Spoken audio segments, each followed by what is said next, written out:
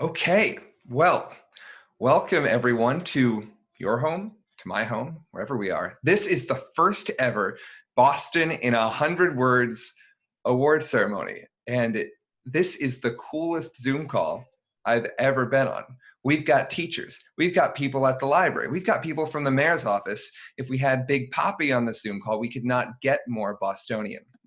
I am Phil Jones. I'm the afternoon host at WERS. We're the oldest non-commercial radio station in New England, and we're the media partner for Boston in 100 Words.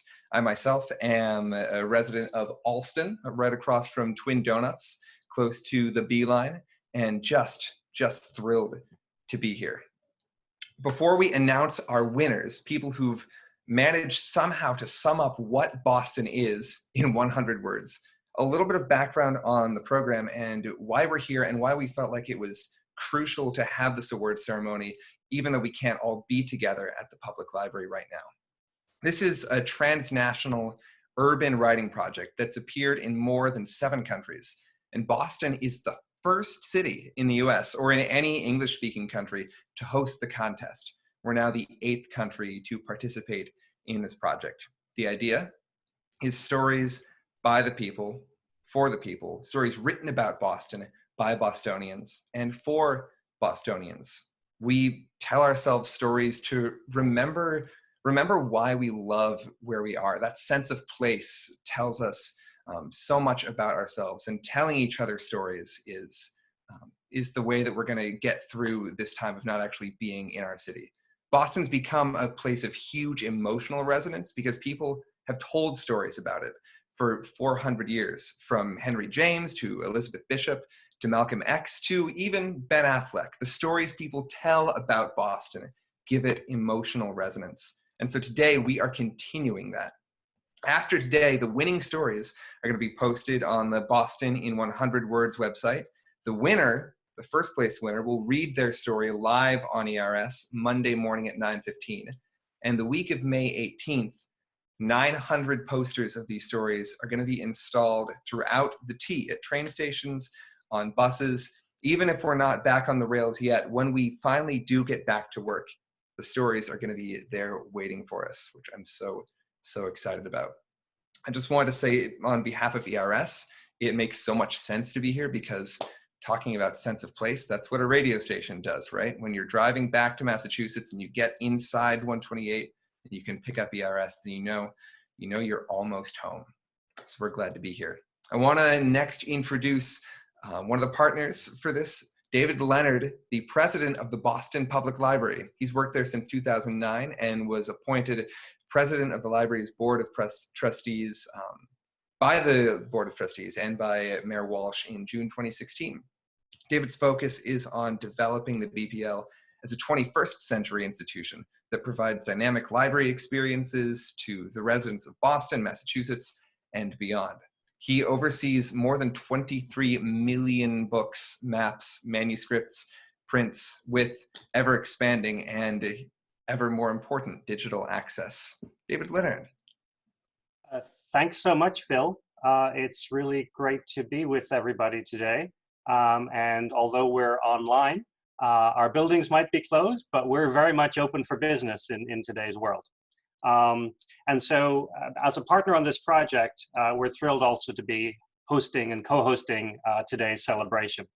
When I think of storytelling, I'm always brought back to the old Shanachie in Irish tradition. I grew up in Ireland, and those storytellers were often regarded as the most important people in society next to the king or leader. They were wise, they would travel around, they became the conduit for the telling of history and the passing along of knowledge, the essence of oral tradition. And every culture really around the world has its own version of that role and that function. And so we're rediscovering today the importance of storytelling as a way of giving insight into our own lives and the lives of culture. And so whether you're interested in maybe borrowing one of those 23 million books or working with us to help tell your own story, this really is the work of the library today. The library was thrilled to host one of the contest kickoff for this program in the Newsfeed Cafe early in September of last year, and although that seems like quite a long time ago, and now to be helping co-host the celebration today. There are some facts that will get shared a little bit later on in the program, but we were thrilled to realize that there were over 600 stories submitted, and the oldest came from a 92-year-old gentleman, and his grandson also submitted a story just illustrating the intergenerational nature of this work.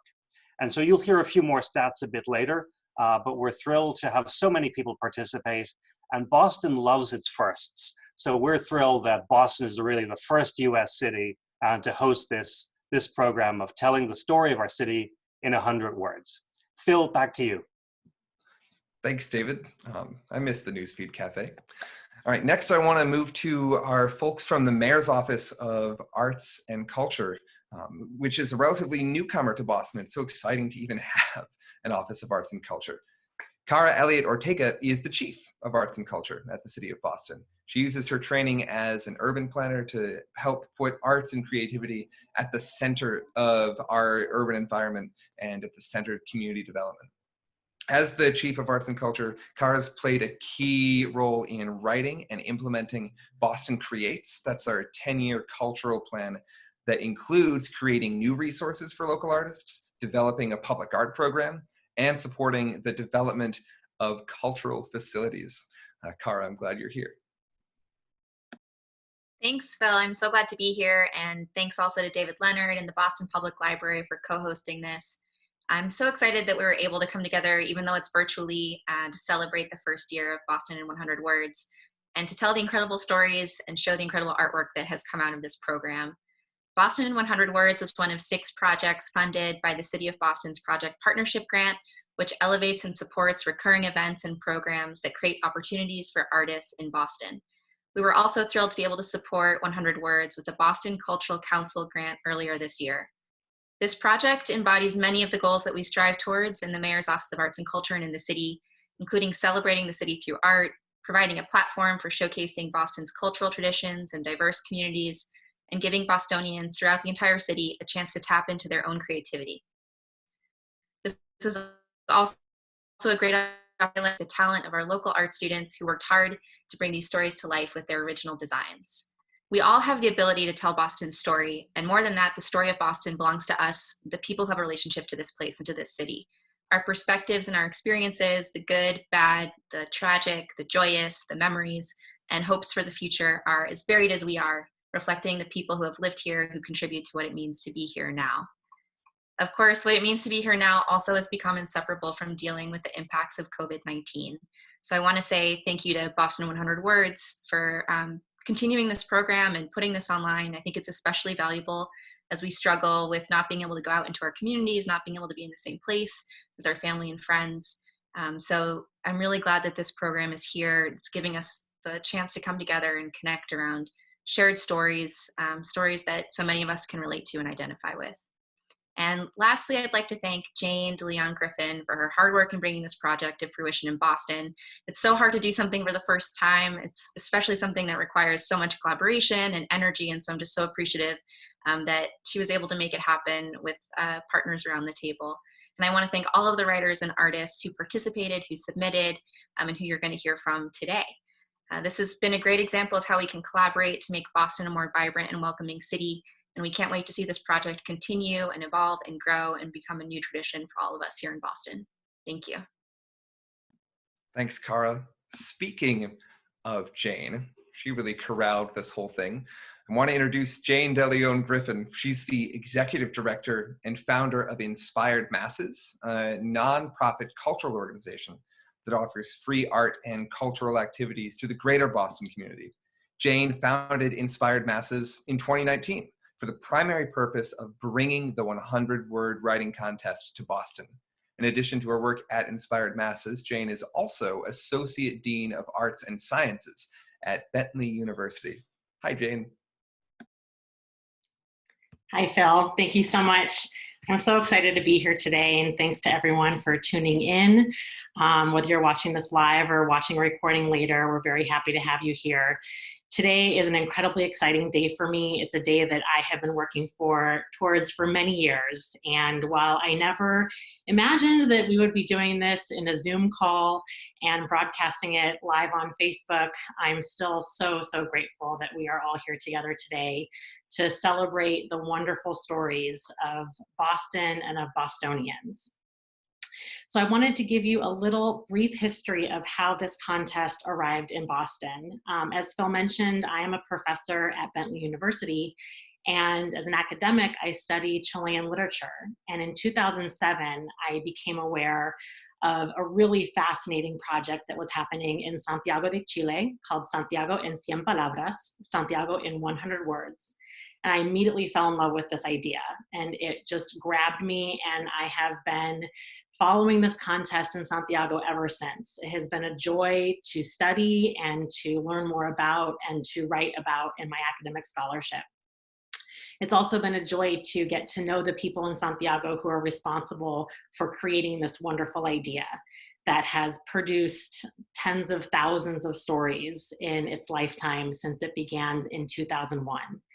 And I'm really honored that today we have with us someone who represents the team in Santiago responsible for this entire project.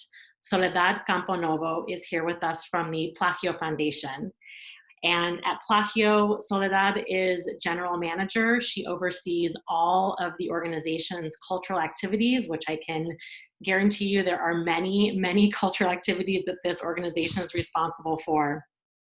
In addition, Sole has also worked at some of Chile's most important cultural institutions, including the National Library and the National Ministry of Arts and Culture. So we are very happy to have Sole here with us today, and she's going to share with us a few words about the project and how it originated and how it has expanded throughout the globe. Hello, everyone. I send you hugs from Chile in these difficult days. As Plagio Foundation, we are delighted with the first version of Boston in 100 Words. It means that the In 100 Words project keeps growing beyond Chile, and more people can capture their meaningful stories in this format. Please let me tell you how this project was born. In 2001, a group of college friends created the annual short story contest Santiago en 100 Palabras, Santiago in 100 Words. The idea was that everybody can write a story in 100 words, and that it wasn't necessary to be a writer to do it. The result was a big surprise. First, because we received more than 2,000 stories, far more than we expected. And second, because they were great stories. Those stories convinced us that the contest had to continue. Since then, the contest has been held annually in Santiago, a city of 7 million inhabitants. Only in 2019, Santiago en 100 Palabras received 75,000 short stories. Along these 19 years, we had received 500,000 stories in total. They tell the history, experiences, fears, and joys of a whole generation. The contest also has grown geographically. After Santiago, we expanded the contest to the port of Valparaíso. And in the following decade, the In 100 Words project has reached 6 other regions in Chile, including the north and south of our large country, and to other cities in the world, such as Budapest in Hungary, Bogotá and Medellín in Colombia, Puebla in Mexico, and now, happily, also in Boston. From its beginnings until now, the underlying theme of the contest is that everyone has something to say.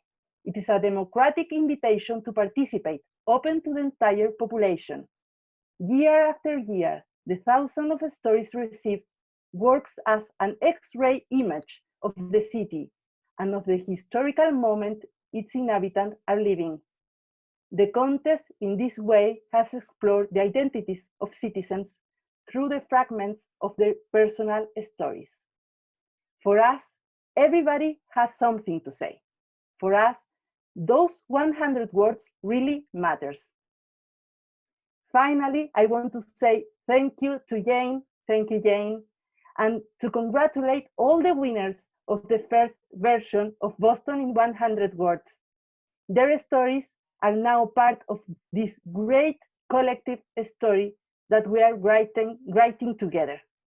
Thank you very much. Thank you, Sole. It's really great to have you here, and we're so happy that you could join us and represent the Plagio team. I want to walk us through now a couple slides that tell us a little bit about the people who submitted stories to this contest this year. So we had a total of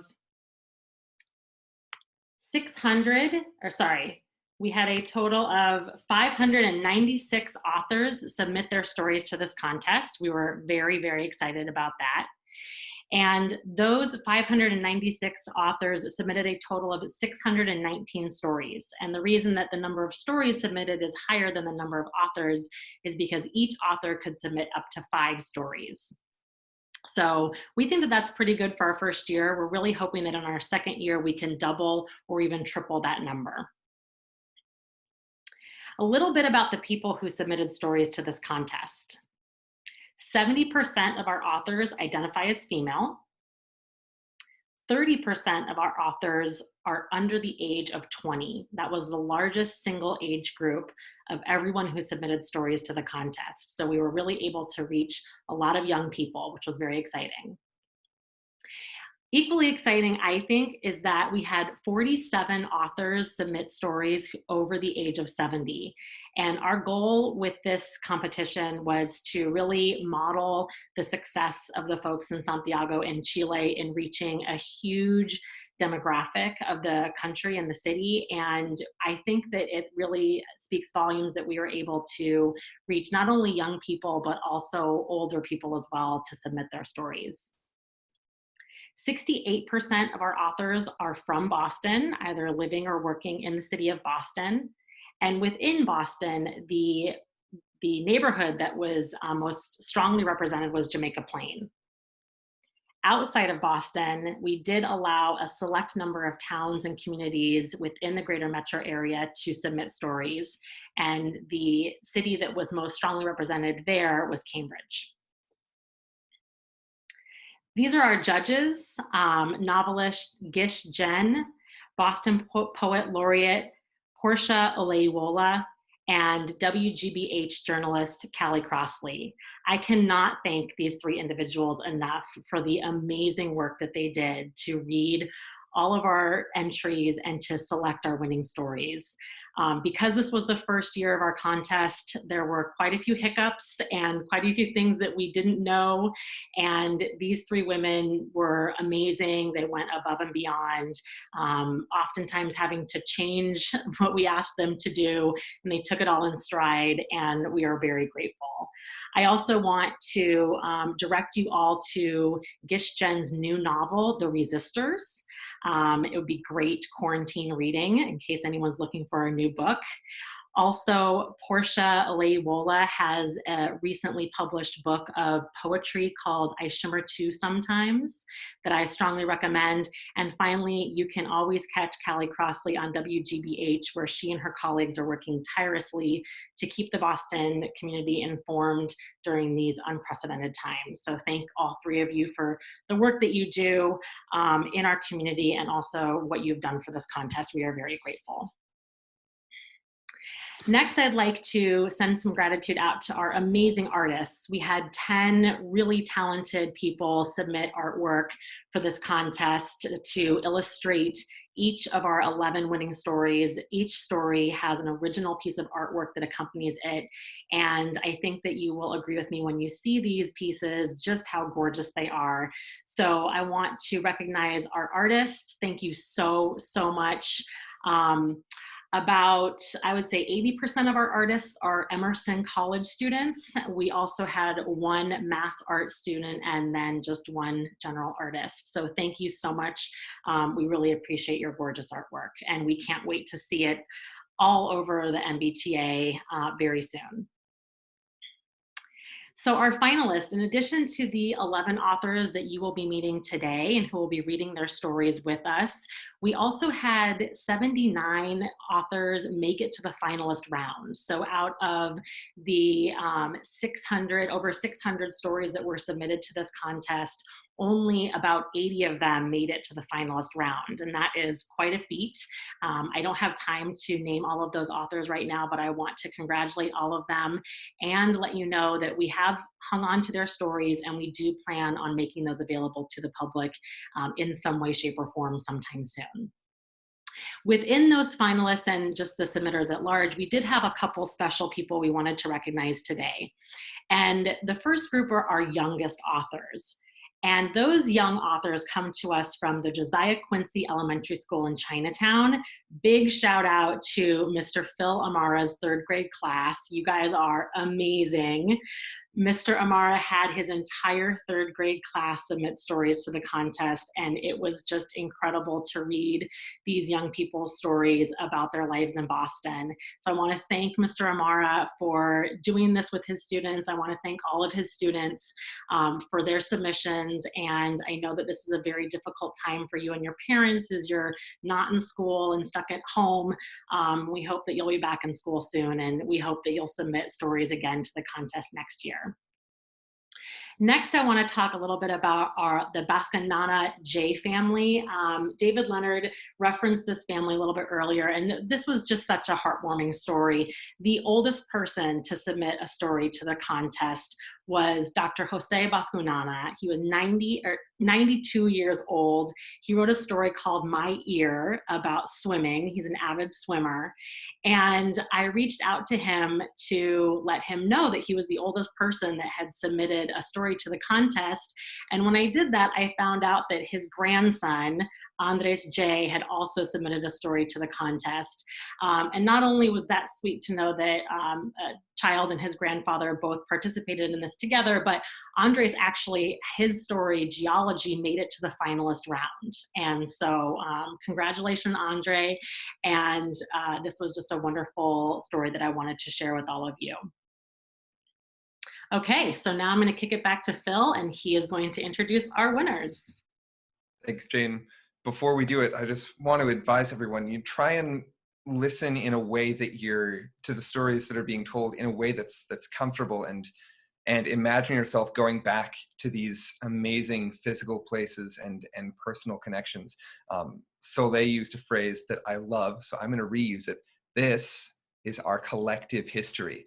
And I got emotional the first time I heard these stories. It might happen again. So strap in. Here is our collective history. And it begins with our first honorable mention. She's from Brighton. It's Sandra Rago.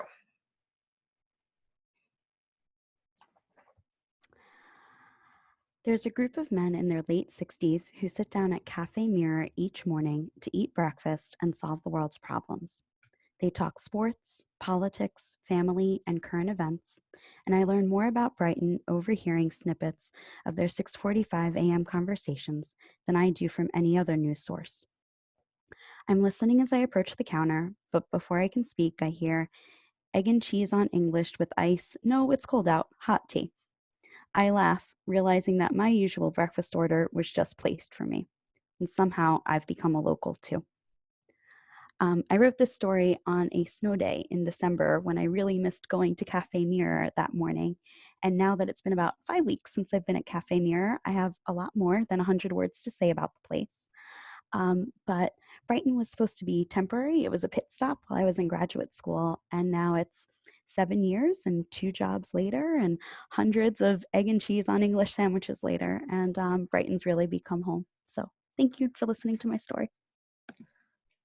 Thanks, Sandra. I can't recommend Cafe Mirror highly enough. I can't wait to get back to their apple fritters. Our next story comes from a gentleman from Somerville, one of those cities that, if you are looking at a map, is not part of Boston, but is, we know, really belongs to the soul of the city. And it's a story of high drama, a high drama that almost all of us have experienced. It's a story about the tea, from Scott Colby. Something horrific has happened. The sidewalks around Dewey Square teem with the dazed, the desperate, and the depressed. Most stream away quickly in search of relief. One man in a rumpled suit collapses on a bench, phone pressed to his ear, and tells his wife he won't be home for supper and he loves her. Children shriek. An elderly couple in Harvard sweatshirts agree that they never should have left Oklahoma. A man in a Sox jacket lights his cigarette and grunts, seemingly content to watch the world around him burn. The red line has broken at rush hour. Again. So, when I was reading the submission guidelines, I was trying to think, like, what's that one experience that we've all had? And it just came to me right away. Like, we've all had that situation where we needed to get somewhere and all of a sudden we couldn't. And it feels like the end of the world when it happens. And I thought that would be fun to play with.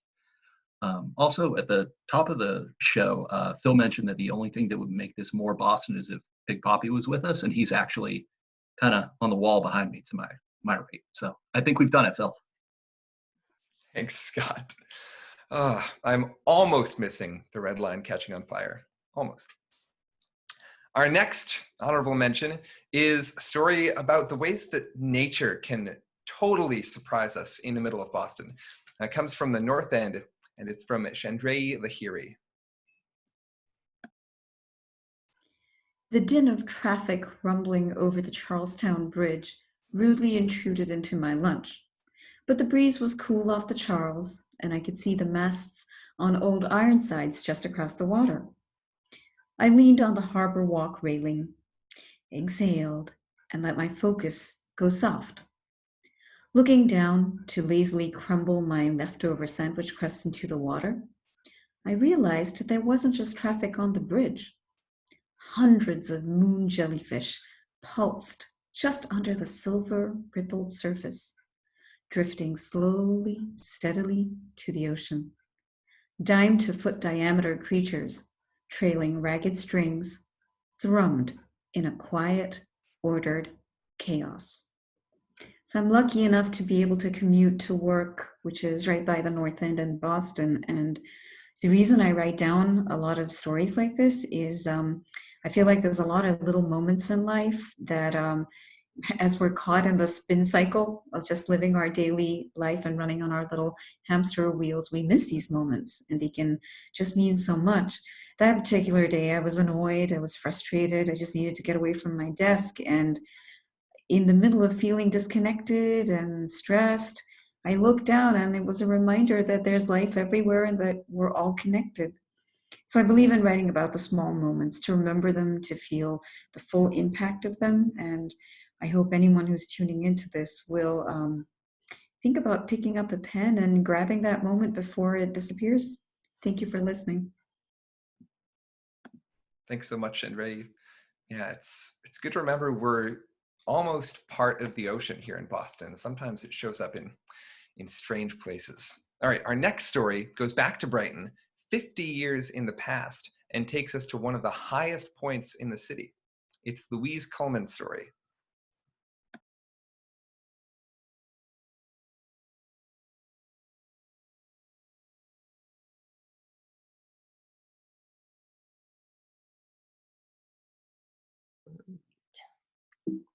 Sorry about that. Yeah.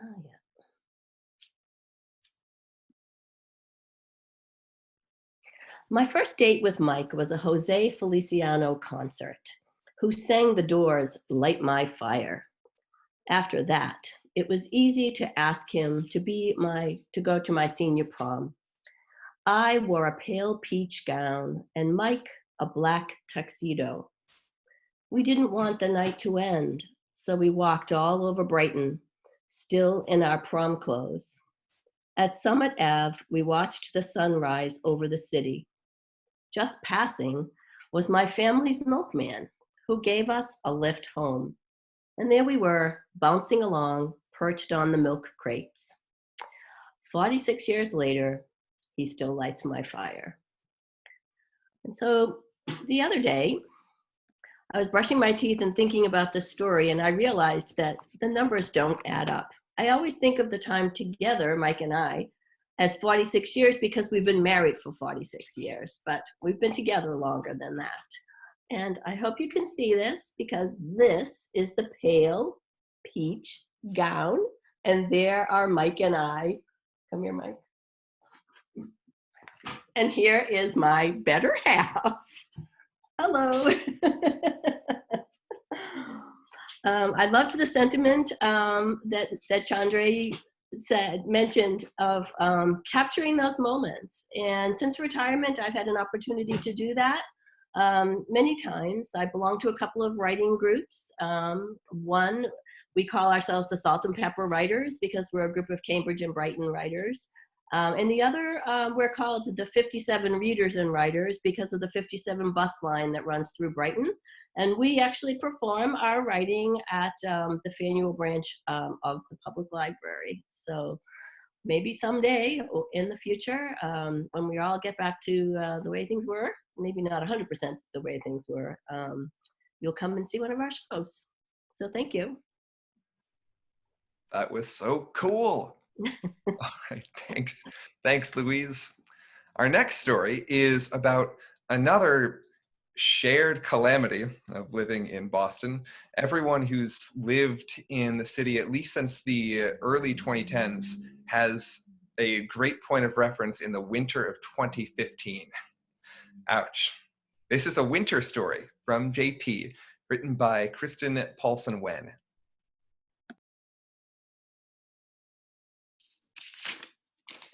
Neighbors. I don't ask for Stephen's help, but it arrives. The roar of his snowblower cuts through the quiet white haze.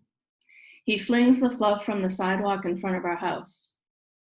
I still don't know his last name or how he came to live in Jamaica Plain. A second, shriller roar answers Stephen's from the other side of our house. It's Jay. He grew up here. He clears the bottom of our driveway. Every winter, like a confused crocus, my gratitude blooms. I sit inside my warm house, quietly loving my neighbors on both sides of the arborway.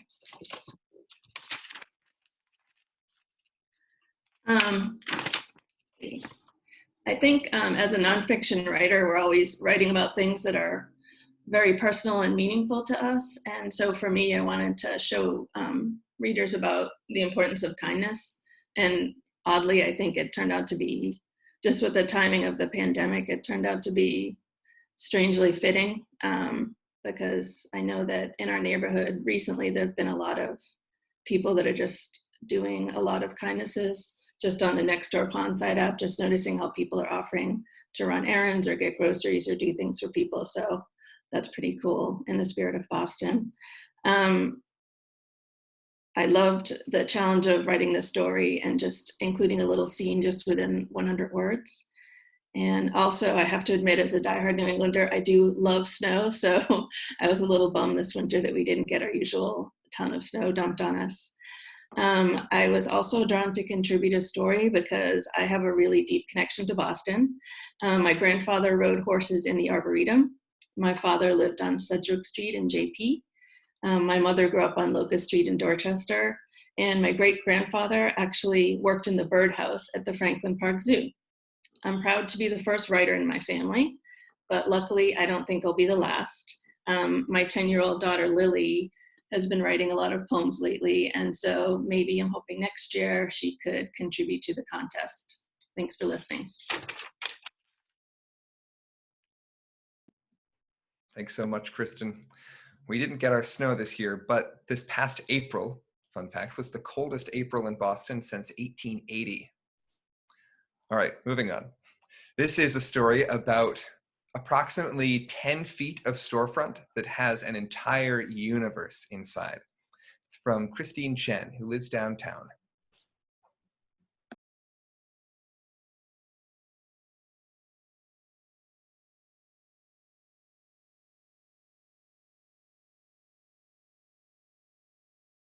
Sorry about that. I didn't unmute. It's a hole in the wall on Harrison Street where she used to buy her food before her class. Nothing has changed. The most expensive sandwich still costs $4.50. Cold cuts on toasted baguette with pâté, a stick of cucumber, shredded carrots. She asked, no fish sauce, a sprinkle of chopped jalapeno, and please cut it in half. She'll make it into 2 meals. As she waits, she drops a dollar bill in the plastic cup next to the cash register. On the shelf behind the counter, Taishan, the god of fortune, draped in a coat of grime, stares into eternity. So this is one of my stories that was based on my own experience many, many years ago when I started taking writing classes at Grab Street that was located in downtown. And so I would go into this little place in Chinatown and buy a sandwich there. And that was, 2010. And about 2 years ago, when I decided to get my MFA at Emerson, I was really surprised and appreciative that this little place still exists. And then again, I bought the same sandwich. And it's quite a coincidence that under the current circumstances, that with this story, I'm kind of paying tribute to this local business and wishing that the people who work there are safe and healthy and that the business will still be there when times get better. Thank you for listening. Thanks, Christine. I hope so too. All right, our last runner-up. We mentioned the Franklin Park Zoo earlier. The story takes us to one of the great crossroads down in Grove Hall. It's from Sherelle Barbie, who also lives in Jamaica Plain. Near the end of a summer, at a corner of Franklin Park, men slap their dominoes hard on the picnic table, but they're friends, they go way back. They're not really mad, so it's fine. Black girls with ponytails dipped in their mama's shea buttered hands push themselves into a sway, sway, sway on the swings. Their ponytails were clipped with red, white, blue, and black plastic barrettes before mama shooed them out the house to play until sundown. It's here, at the edge of Roxbury, near the tippy top of Dorchester, that these girls bring their own bodies and imaginings as far up as they can go and back down again. So I live in Jamaica Plain, and I'm really grateful for just all of the greenery and the green space that's in that neighborhood. And so I'm always spending time in Franklin Park, the Arboretum, and I always just find these sweet, like, mundane moments with families in particular. I'm really just grateful for like those moments, especially now during the pandemic. And again, just like looking at these like really, simple moments where it's, just girls playing on the swing. And that's kind of one of my favorite parts about living in Boston. Thank you so much. Thanks, Sherelle.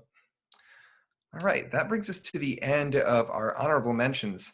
And I next want to introduce our youth winner, who interestingly told a story not about a place that she's going to remember or a place that's staying the same, but about that sort of restless energy that is hard to put words to, but I think everyone's touched. It's just under the surface of a lot of things that happen in Boston. Isabel Goodrich is a student at Boston Latin, and she wrote Flight Patterns. Like nighttime snow, the seals float, suspended behind the glass walls built into the docks, the aquarium.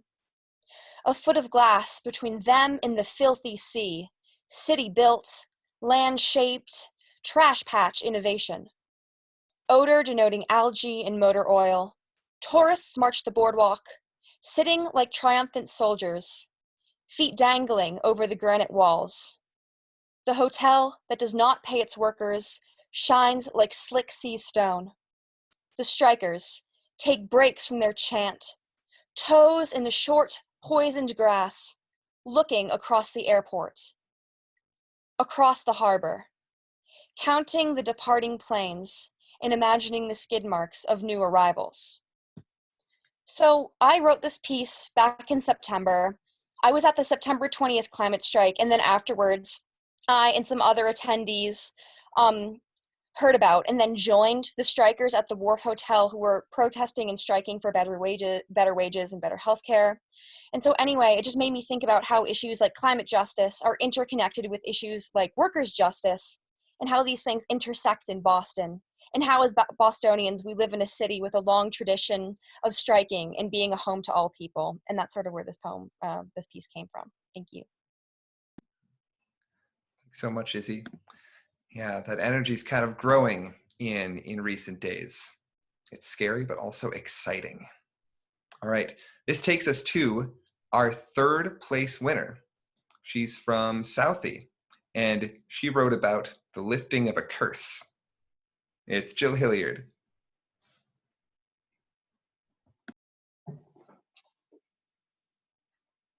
Bittersweet. Sean cried the day the Red Sox finally won the World Series. His tears were for his father and grandfather, who missed that glorious moment. They prayed for it every opening day at Fenway Park. They would don their jerseys, tally their scorecards, and say, "This is the year." They cursed the Bambino and agreed that Williams was the all-time best. They suffered through the highs and lows together for generations, as all Red Sox fans have. This moment was bittersweet. As Big Papi raised the trophy, Sean raised his glass, looked heavenward, and took a long drink. So for me, being from Boston, the Red Sox, sports, all of that is sort of very Boston. So when I was thinking about what to write about, I thought about my husband, who is Sean in the story, and his experience being from a family who loves sports. And the 2004 World Series was unique to Boston in the way that it took so long to get it. And he really missed having his dad and his grandfather around. So that's what I try to capture, sort of a snapshot of that time for Bostonians. Thank you. Thanks, Jill. Well, it makes me think, what neighborhood other than Southie has had more movies or TV shows made about it? For whatever reason, Southie, for so many people from outside the city, has sort of encapsulated the spirit of Boston. So I was glad to have the neighborhood represented. All right, our second place winner is from someone who hasn't lived in Boston particularly long, but is already dug deep into the city. She's growing roots.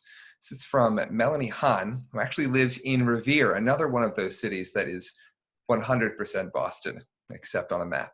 It's called Finding Home in Chinatown. Garlic, red chili peppers, sesame seed oil. These are the smells from my childhood, the memories of being 12 and sitting at the kitchen table, watching my mom slice firm tofu, julienne carrots, and saute beef using fermented soybean paste. When I first moved to Boston, I would go into Chinatown for comfort, oftentimes not even buying anything or eating at a restaurant. Just wandering up and down the streets was enough for me.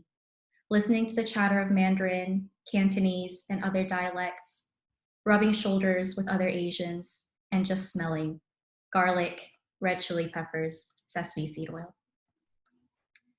So they say that the sense of smell is actually the strongest sensory trigger for memories. And I think this must be true because during my first visit to Chinatown a few years ago, after having moved to the US, I was really hit with a wave of nostalgia and a strong longing for home food that I almost burst into tears. Everything smelled and felt so familiar that it just reminded me of family and of home. Up until pretty recently, I actually didn't have many opportunities to go into Chinatown because I lived in the North Shore. But now that I've moved closer to the city and go to work and school right around Chinatown, it has become my home away from home. In the midst of this pandemic, I hope that we can all continue to show love and solidarity to our different neighborhoods in Boston. And I'll be looking forward to the end of quarantine when we can all return to Chinatown for hot pot, dumplings, and dim sum. Thanks again, and stay safe and healthy till then, everyone. Thanks so much, Melanie. Speaking of all of the different neighborhoods in Boston, our first place winner, to me, accomplished something amazing in that it found a thread running between all of them beautifully. He's a teacher who tells new stories every day, and he's going to be reading his story Monday morning live on ERS for our roughly 200,000 listeners. It's Louis Frank from Dorchester and his story, Freedom Trail. Hey, thank you very much. It's an honor to participate at all, and very happy to win. Here's a story called Freedom Trail. Julie from Israel came to visit last summer. I went to work. She went to Fenway Park from Ashmont on foot, through Codman Square, past the Boys and Girls Club where the cop car spends summer nights camped on the corner, up Blue Hill Avenue, smelling barbecue by the golf course. She liked the park, made a left through Eggleston and Jackson Square. All the Spanish store names, down the southwest corridor, past the mosque, left at the police headquarters and through the fence. When I asked Julie about her day, she told me she walked the Freedom Trail. So this story was real in that I did have a friend who came to visit and walked from Ashmont Station to Fenway Park, and she did get confused and tell me that she walked the Freedom Trail. And I loved the mix of the Freedom Trail, which is something that is a tourist attraction and something that people know Boston for from outside. But actually what she saw was the real life. She saw neighborhoods that I grew up in and places that are not part of the tourist attractions. And for me, that was really important because I see Boston is changing a lot. It's becoming a place where we're having luxury condominiums and new industry is coming to Boston, and I would like to continue to value the communities that I know and the communities that make it a wonderful place to live. So that's my story. Thank you very much. Thanks, Louis. And congratulations to all of our storytellers. I told you I was going to get emotional, and it happened. Here we are. I hope everyone heard something that hit them in one of the stories we shared. And maybe if you didn't hear it quite yet, if you said, I didn't hear my Boston in it, then you have a story of your own to go write. I want to hand it back to Jane, who has a couple of exciting announcements about the future. Thanks, Phil. I definitely got emotional in hearing the authors read those stories. I have read each story probably 10 or more times at this point, and yet hearing them read by the people who wrote them for the first time really was emotional. And I want to give a special shout out to Louise for sharing that photo of her and Mike at their senior prom. That was such a special moment. I'm never going to forget that. And that's what this contest is really all about. It's about the individuals, and it's about ourselves and each other and the places that we know and love, the places where memories happen that will last a lifetime. Whether it's Fenway Park or riding in the back of a milk truck or walking your own version of the Freedom Trail. And we really share the sentiment of Plagio in Santiago that everyone has a story to share, and everyone can tell a story in 100 words or less. And we really think that by sharing our stories with each other, we empower individuals and we strengthen our democracy. And so we invite you on that note to join the project. Please submit your stories to the second year of Boston in 100 Words. We will be accepting submissions from February 1st to May 1st of 2021.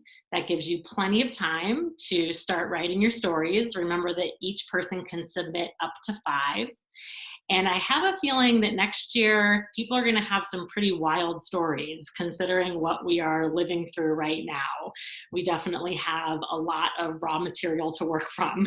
So we really look forward to reading your stories. I know that I got to read every single story that was sent in this year. Excuse me. And it was such an honor. It was so much fun to hear what everyone had to say. So we're really looking forward to reading your stories for year 2.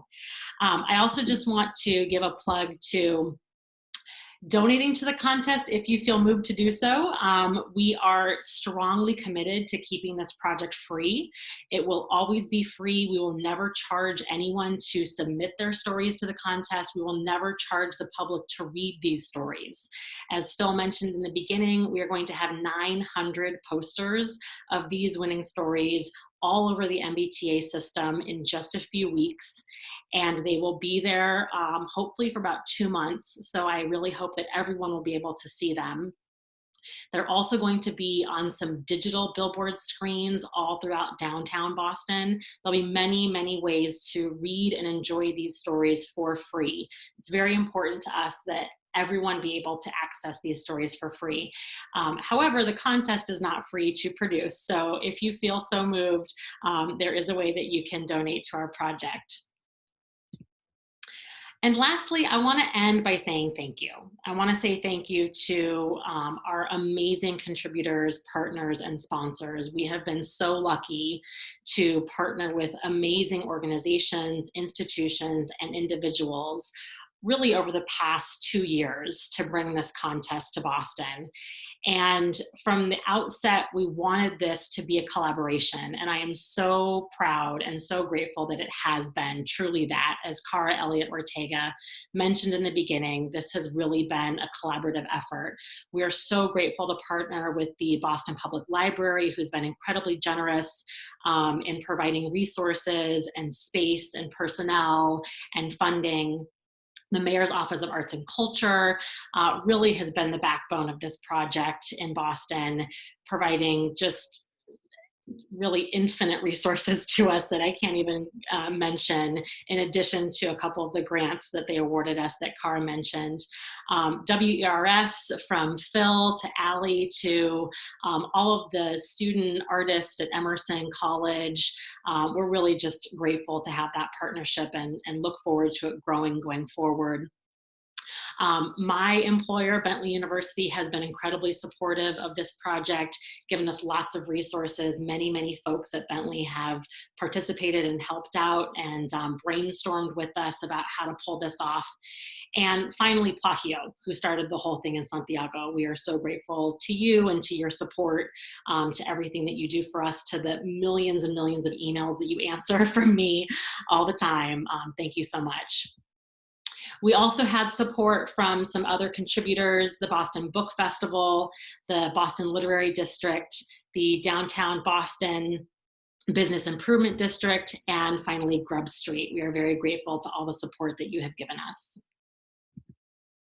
There are some individuals, too many to name, but I would like to list some without whom this project really would never have happened. In addition to the list of names you see here, there are 3 people that I really have to highlight. And I'm not being overly dramatic by saying that without these 3 people, this never would have happened. The first is Tom Johnston from the Mayor's Office of Arts and Culture. Tom, you are an angel. We love you at Boston in 100 Words. I really just can't thank you enough for everything that you've done for us. And I'm so grateful for your support of this project and for our friendship. Next is a student and friend, Alyssa Kastner, who I met when she took a class her freshman year with me at Bentley University, and she's been with me ever since.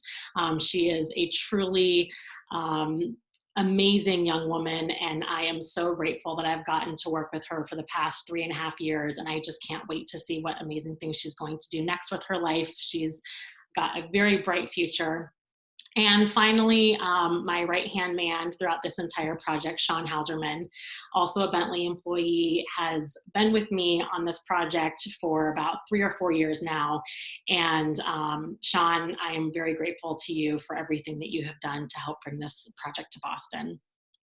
And finally, this is about the authors. So thank you to everyone who submitted a story. We are so grateful because without stories, none of this happens. So today we've been able to celebrate 11 of those stories, but there were certainly many more. And we are really excited that you liked this idea, that you wanted to submit your stories. And we hope that today inspires you even more to continue writing and to save those stories and send them in next February. Thank you so much. Phil, back to you. Thanks, Jane.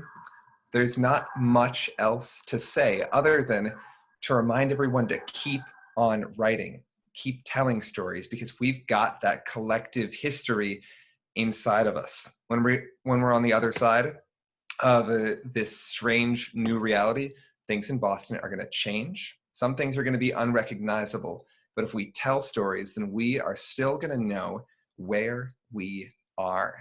Tell stories that are so good, people can't forget them. And with that, thanks for being here.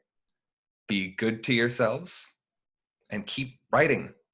We'll see you soon, I'm sure.